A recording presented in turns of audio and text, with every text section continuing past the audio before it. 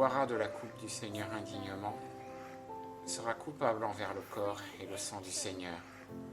Que chacun donc s'éprouve soi-même, et qu'ainsi il mange de ce pain et boive de cette coupe. Car celui qui en mange et qui en boit indignement, mange et boit sa condamnation, ne discernant point le corps du Seigneur.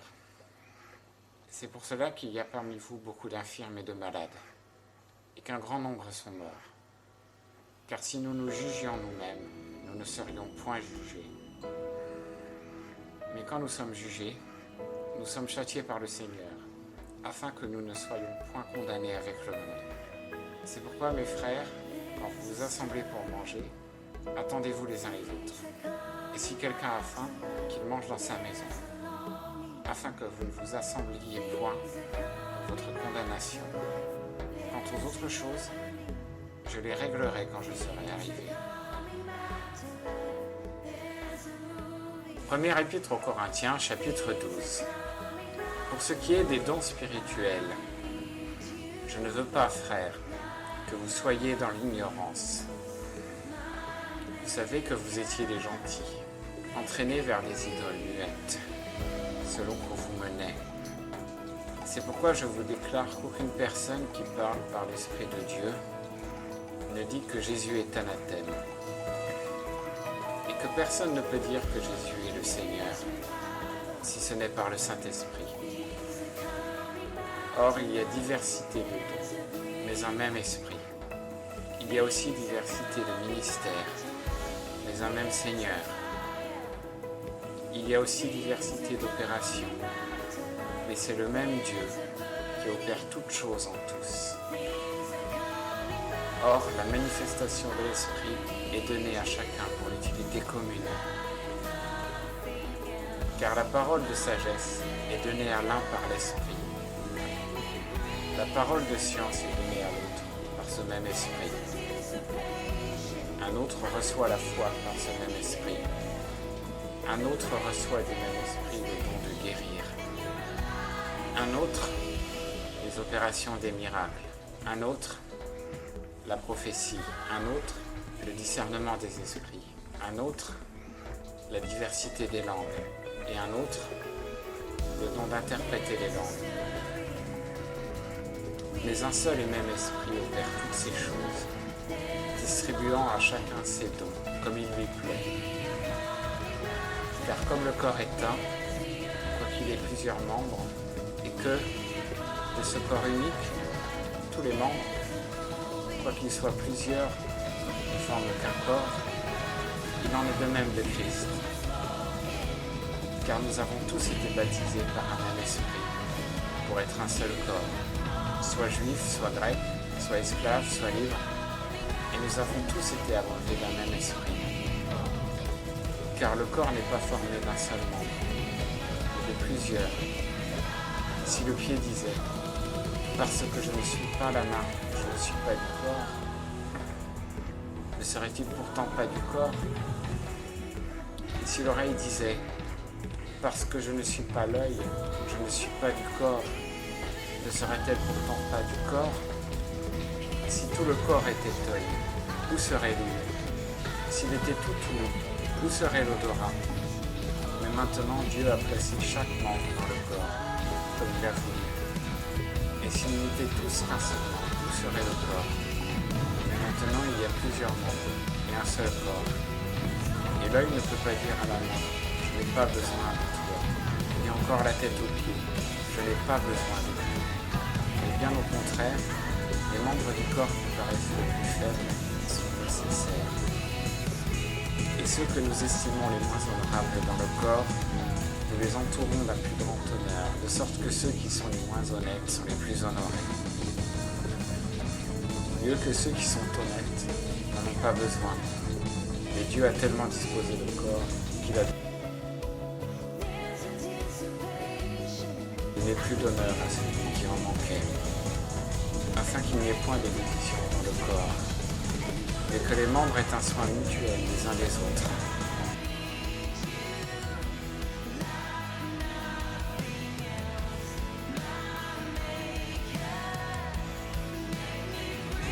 Aussi, lorsqu'un membre souffre, tous les membres souffrent. Et lorsqu'un membre est honoré, tous les membres se réjouissent avec lui.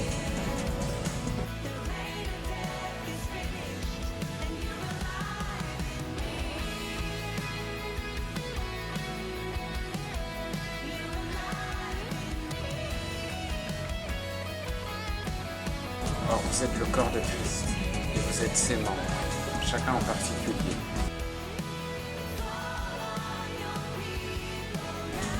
Et Dieu a établi dans l'Église, premièrement les apôtres, secondement les prophètes, troisième lieu les docteurs, ensuite ceux qui opèrent des miracles, puis ceux qui ont les dons de guérir, de secourir, de gouverner, de parler diverses de langues. Tous sont-ils apôtres? Tous sont-ils prophètes? Tous sont-ils docteurs? Tous opèrent-ils des miracles? Tous ont-ils le don de guérir? Tous parlent-ils des langues? Tous interprètent-ils? Or, désirez avec ardeur les dons les meilleurs, et je vais vous montrer une voie encore plus excellente.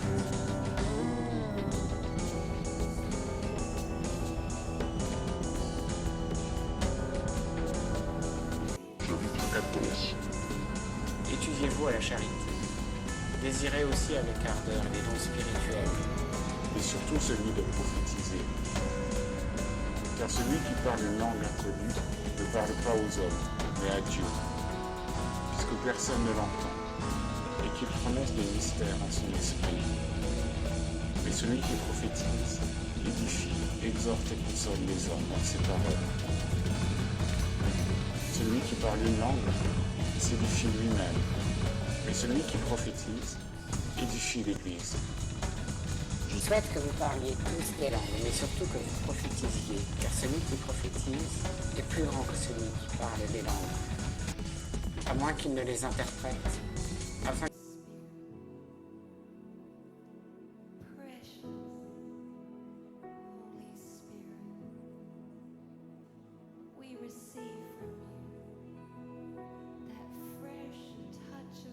que l'Église en reçoive de l'édification.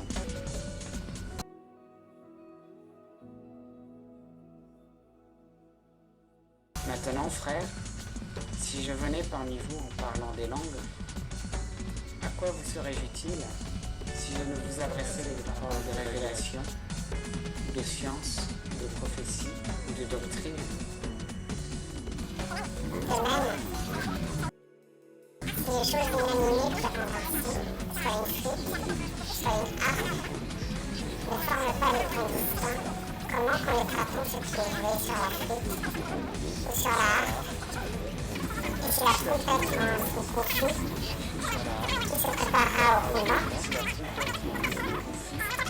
Vous de même, si en parlant une langue, vous faites un discours qui ne puisse être compris, comment saura-t-on ce que vous Faites un discours qui ne puisse Parlerait en l'air. Comment Combien, par exemple, n'y a-t-il pas de sorte de mots Combien, par exemple, n'y a-t-il pas de sorte de mots? Et y en a-t-il aucun qui me signifie Y quelque en a-t-il chose? aucun qui ne signifie quelque chose? Si donc je ne sais ce que ces mots signifient, je serai un barbare pour celui qui parle. Et celui Et qui celui parle qui parle sera un barbare pour moi. Ainsi, Ainsi, désirez avec ardeur. puisque vous désirez avec ardeur ce don spirituel, cherchez à en avoir abondamment pour l'édification de l'Église. C'est pourquoi que celui qui parle une langue demande le don de l'interpréter. Mais mon intelligence est sans fruit. Car si je plaisante,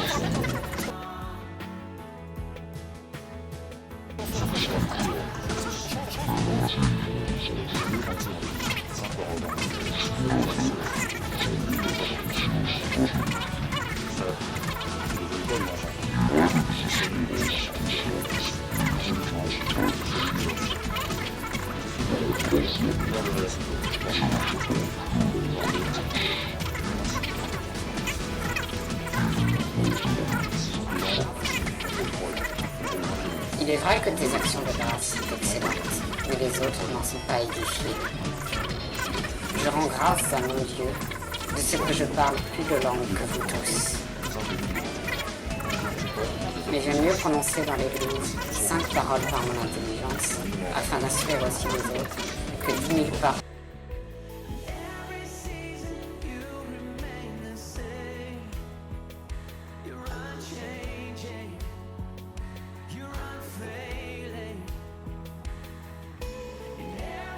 dans une langue inconnue.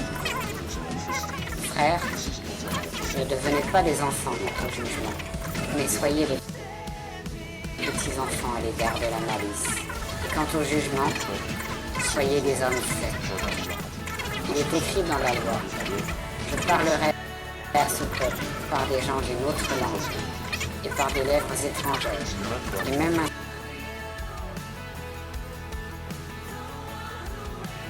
ainsi ils n'écoutent point, dit le Seigneur.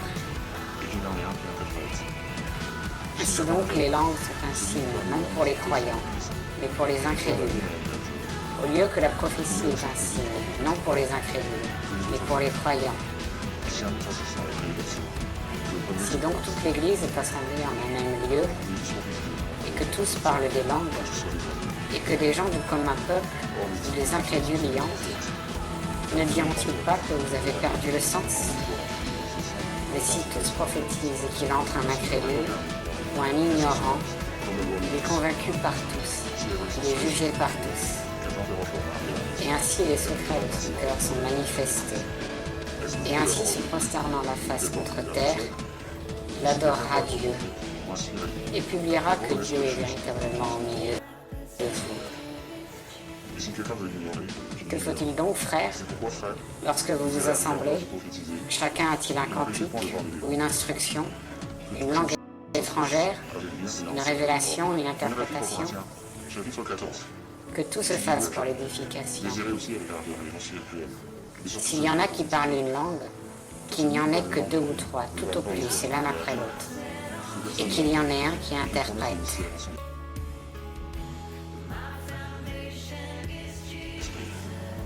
S'il n'y a point d'interprète, que celui qui parle une langue se taise dans l'Église, et qu'il parle à lui-même et à Dieu. Qu'il n'y ait aussi que 2 ou 3 prophètes qui parlent, et que les autres jugent. Et si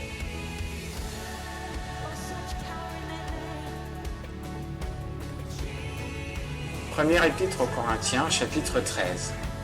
Quand je parlerai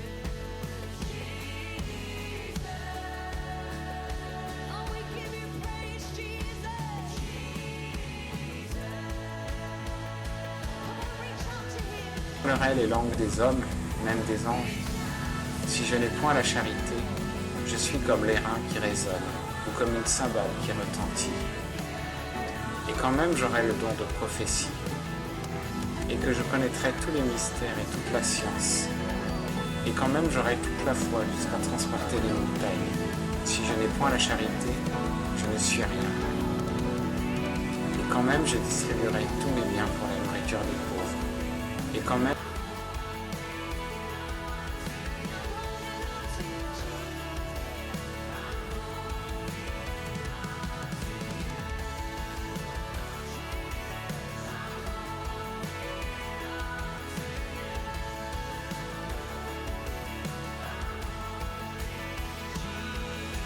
je livrerai mon corps pour être brûlé. Si je n'ai point la charité, cela ne me sert de rien. La charité est patiente, elle est pleine de bonté. La charité n'est point envieuse. La charité ne se vante pas, elle ne s'enfle point d'orgueil. Elle n'est point malhonnête, elle ne cherche point son intérêt. Elle ne s'aigrit point, elle ne pense point à mal. Elle ne se réjouit point de l'injustice, mais elle se réjouit de la vérité. Elle supporte tout, elle croit tout, elle espère tout, elle endure tout. La charité ne périt jamais. Quant aux prophéties,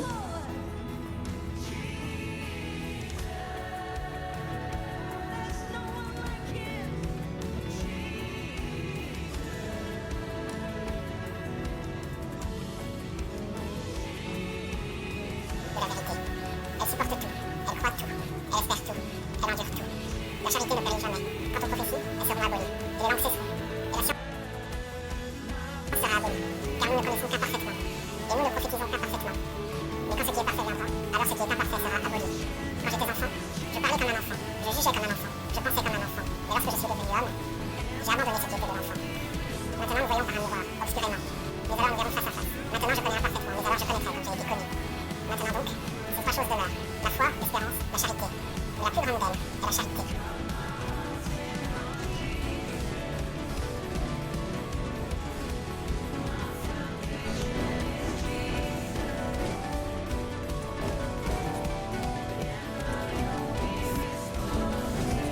Première épître aux Corinthiens, chapitre 15. Je vous rappelle, frères, l'évangile que je vous ai annoncé et que vous avez reçu, et dans lequel vous persévérez, et par lequel vous êtes sauvés, si vous le gardez tel que je vous l'ai annoncé. Autrement, vous auriez cru en vain. Or, je vous ai enseigné, avant toute chose,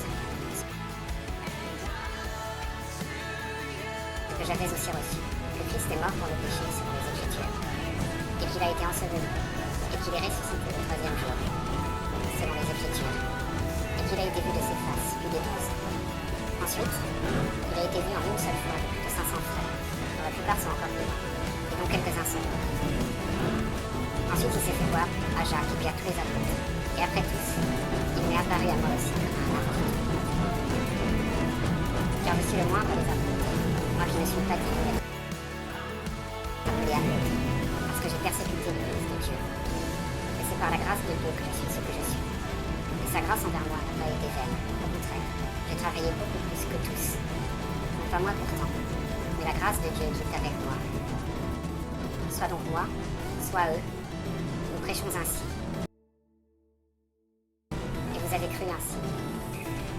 Or, si l'on prêche le Christ a ressuscité des morts, comment quelques-uns parmi vous disent-ils qu'il n'y a point de résurrection des morts? Et s'il n'y a point de résurrection des morts, Christ aussi n'est point ressuscité. Et si Christ n'est point ressuscité, notre prédication est donc vraie, et votre foi aussi est vaine. Il se trouve même que nous sommes de faux témoins de Dieu, car nous avons rendu ce témoignage à l'égard de Dieu, qu'il a ressuscité Christ, lequel il n'a point ressuscité si les morts ne ressuscitent point. Car si les morts ne ressuscitent point, Christ n'est pas non plus ressuscité. Et si Christ n'est pas ressuscité, votre foi est vaine, et vous êtes encore dans vos péchés. Ceux donc qui sont morts en Christ sont aussi perdus. Si nous n'avons d'espérance en Christ que par cette vie seulement, nous sommes de tous les hommes les plus misérables. Mais maintenant, Après cela viendra la fin, quand il remettra le royaume à Dieu le Père, après avoir détruit tout empire, toute domination et toute puissance. Car il doit régner jusqu'à ce qu'il ait mis tous ses ennemis sous ses pieds. L'ennemi qui sera détruit le dernier, c'est la mort. Car Dieu a mis toutes choses sous ses pieds. Or, quand il dit que toutes choses lui sont assujetties, Il est évident que celui qui lui a assujetti toutes choses est excepté. Et après que toutes choses lui auront été assujetties, alors aussi le Fils même sera assujetti à celui qui lui a assujetti toutes choses, afin que Dieu soit tout en tous. Autrement, que feront ceux qui sont baptisés pour les morts? Si absolument les morts ne ressuscitent point, pourquoi aussi sont-ils baptisés pour les morts? Et pourquoi nous-mêmes sommes-nous à toute heure en péril? Je meurs chaque jour. Je vous l'atteste par le sujet que j'ai de me glorifier de vous en Jésus-Christ notre Seigneur. Si j'ai combattu contre les bêtes à Éphèse dans les vues humaines, quel avantage en ai-je? Si les morts ne ressuscitent point, mangeons et buvons, car demain nous mourrons. Ne vous abusez point, de mauvaise compagnie corrompt de bonne grâce. Sortez de votre ivresse pour vivre justement et ne péchez point, car quelques-uns sont sans la connaissance de Dieu. Je le dis à votre honte. Mais quelqu'un dira, comment les morts ressuscitent-ils? Avec quel corps viennent-ils? Insensé, ce que tu sèmes ne prend point ici, et quant à ce que tu sèmes, tu ne sèmes pas le même corps que les autres, ni le grain ni le blé, comme ils se rencontrent, le blé blé ou de quelque autre semence. Mais Dieu nous donne un corps comme il veut, et à chaque semence le corps lui est propre. Toute chair n'est pas la même chair. Les autres est la chair des hommes, et autres la chair des bêtes, autres celle des poissons, et autres celle des oiseaux. Il y a aussi des corps célestes et des corps terrestres. Les autres est l'éclat des célestes, et autres celui des terrestres. Autre est l'éclat du soleil, autre l'éclat de la lune, et autre l'éclat des étoiles, car une étoile est différente de d'autres étoiles par son éclat. Telle est aussi la résurrection des morts. Le corps est semé corruptible, il ressuscite incorruptible. Il est semé méprisable, il ressuscite glorieux. Il est semé infirme, il ressuscite plein de force. Il est semé corps animal, il ressuscite corps spirituel. Il y a un corps animal et il y a un corps spirituel. C'est donc il est écrit, le premier homme, Adam, a été fait main vivante, et le dernier Adam est un esprit vivifiant. Or, ce n'est pas ce qui est spirituel, mais ce qui est animal qui est le premier, ce qui est spirituel.